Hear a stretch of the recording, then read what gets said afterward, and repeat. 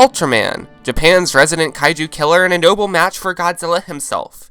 The MCU, a world of moon-busting titans and reality-warping magicians. But what would happen if these two worlds collided in a spectacular way?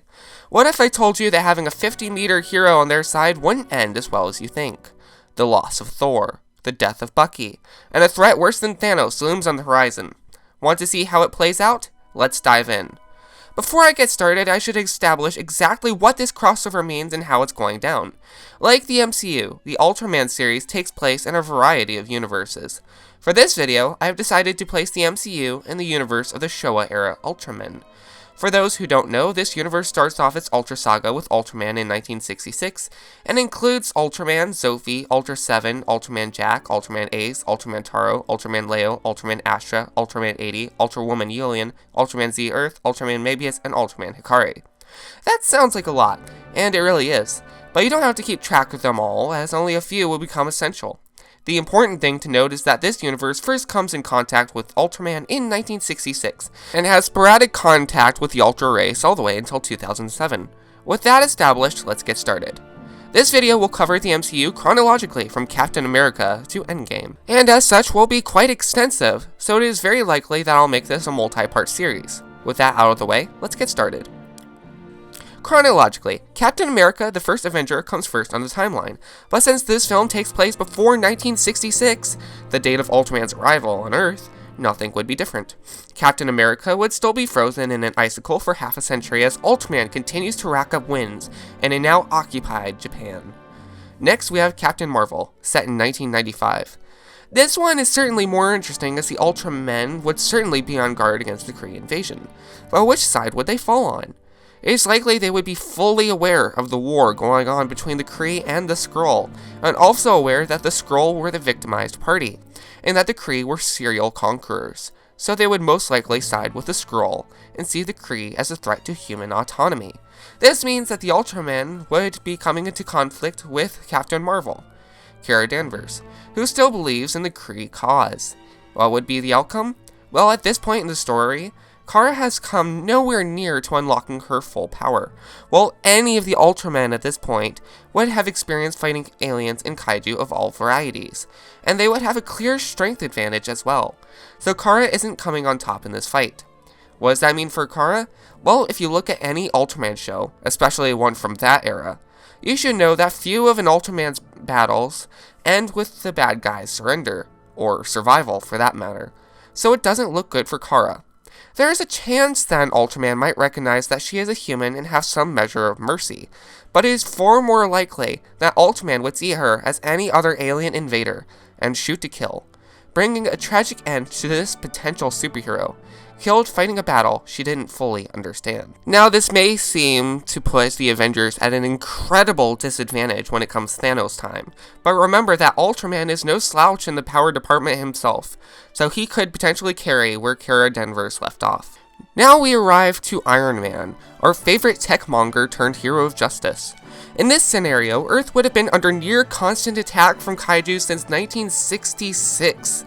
That means that technology would have been forced to progress at a much faster rate than it had hitherto in the original MCU timeline.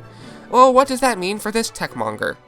Well, considering just how genius he is, and his father Howard for that matter, to the point where they're literally inventing new elements to power their high-tech gadgets, all it would mean is that Stark has even more powerful technology to play with.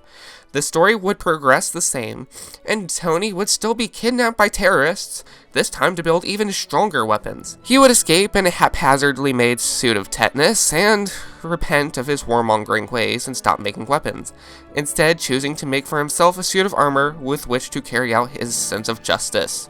This is where the story diverges, because his Mark I armor would be substantially more powerful than in the original timeline. Or should I say Mark II, since his Mark I armor was just that scrap heap. For instance, look at some of the things Guy's technology is able to do in Ultraman Mabius, taking place a year prior to Iron Man.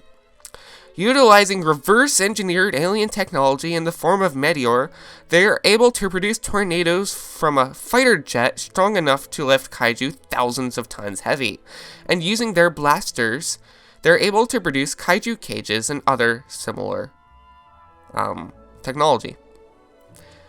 Just look at what the SSSP was capable of doing 40 years earlier, blowing up the amazingly powerful Zeton with a prototype handheld weapon, and you'll see that Iron Man would be much stronger in this timeline. It is very likely that with Iron Man's advanced intellect and government contracts, he would have been familiar at the very least with the weapons the SSSP was working on. So he would have access to technology that would be able to literally blow away monsters like Zeton, meaning that he most likely outmatches Thor at this point, considering how evenly matched they were in the Avengers. And when Civil War happens, well, Cap better duck for cover. Of course, Obadiah Stane would have access to this technology too through Stark Industries, so his Warmonger suit would also be substantially stronger too.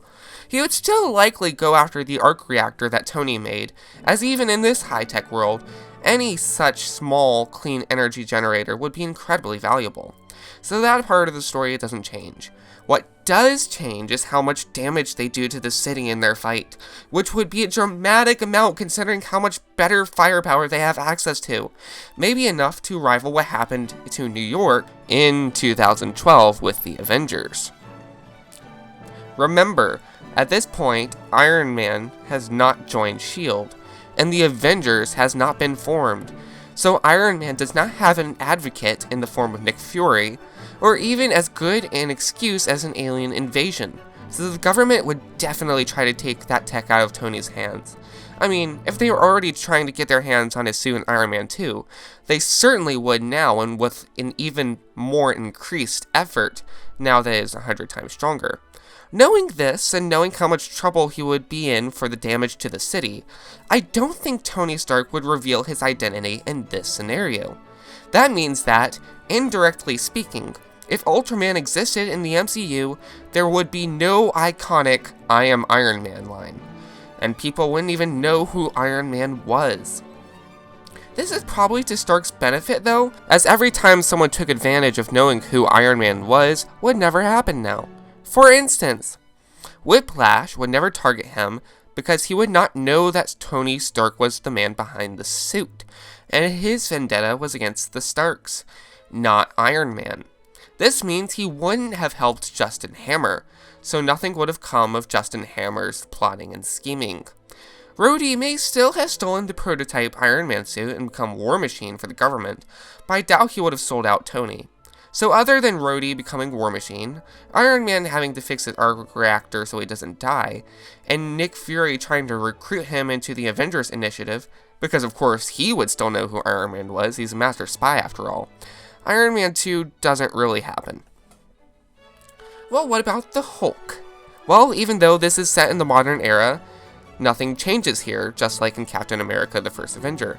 There is no alien threat here, and not even an indirect chance for the Ultramen to influence this movie. So the Hulk makes it through the same as before and joins the Avengers Initiative. This movie is a good example of why the MCU would still need an Avengers program.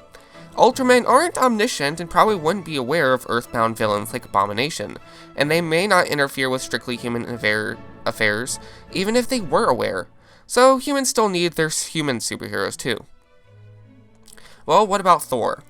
Unlike Iron Man, the Ultramen would definitely be more than indirectly involved with this one.